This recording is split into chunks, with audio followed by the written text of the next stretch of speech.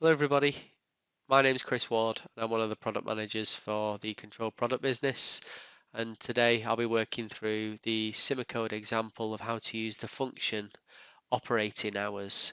So to gain a good understanding of this function, you will have to have already started with the base of creating your project. So if you haven't, please refer back to my other video, SIMOCODE programming a DOL, and that should give you the base that you need to utilize this example. So we're going to jump straight into this now and show you how this function works. So if you go into SIMOCODE on this left hand side, jump into parameters, and then from here you can see a host of different options. You want machine monitoring here. As you can see, there's a host of different functions in there. We can drop that down further in this submenu and we can go straight to the function that we want, which is operating hours. So in operating hours now, you can see the three functions which we can utilize. So this first one is the motor operating hours. So it does exactly what it says on the tin. You can set a time frame for how long the motor operates for before there is a response, and the whole idea behind that is that you can raise perhaps a signal or a warning to indicate that there is perhaps potential maintenance that needs to be conducted on that motor because it's been operating for a specific time frame. So we could say, for example, enter 2 hours of motor operating, and we want there to be a warning on our HMI or through the online diagnostic view to tell us that the motor needs to be reviewed for maintenance. This stop time function here is also a really cool feature. Sometimes you have one motor which is hooked up to two motor starters, and you want them to be balanced in terms of how long they are operating for and how long they remain idle for.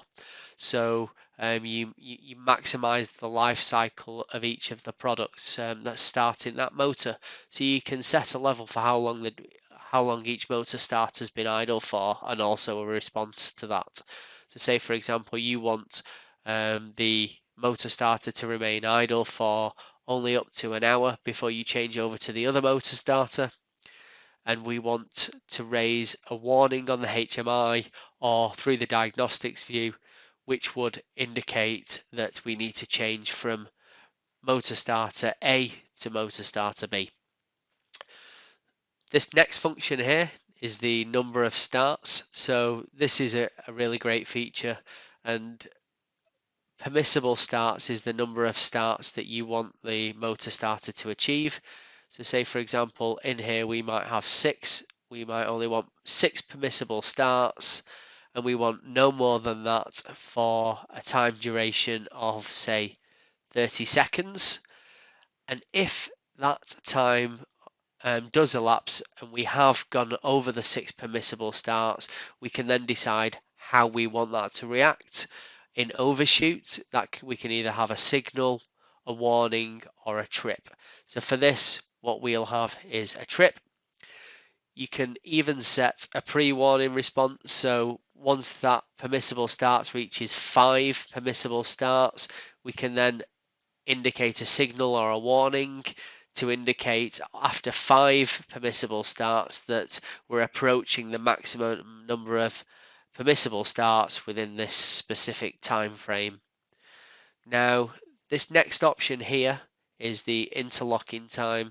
So this is the amount of time that the device will remain unresponsive for before another start can be initiated. So say, for example, we hit 6 permissible starts and the device trips out.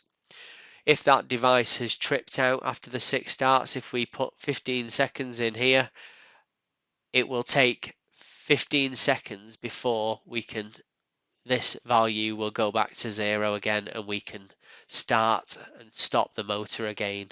So from this point now, we can then go into having a look at the diagnostics to see how how that parameterization has worked on our demonstration rig and through our diagnostics view. So what we'll do now is we'll go into download and load that in. And from this point now, we can now have a little look at the demonstration rig to see how that operates.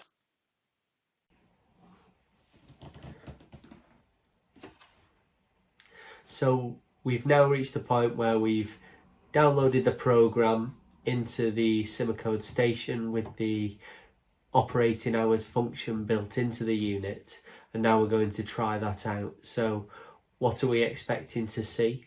Well, after 6 starts, I'd expect to see the device trip out, and we shouldn't be able to initiate another start until the interlocking time has elapsed, and that was set at 10 seconds.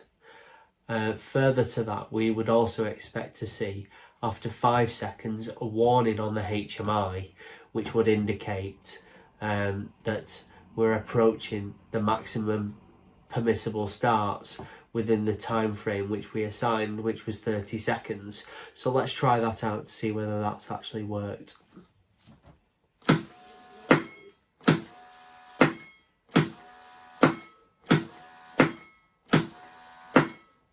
So now, as you can see, we have a general warning.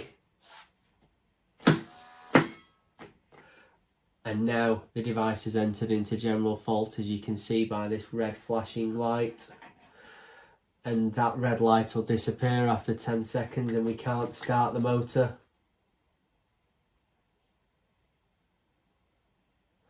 And now it's gone back to 0. So as you can see, the device has operated as we parameterized it.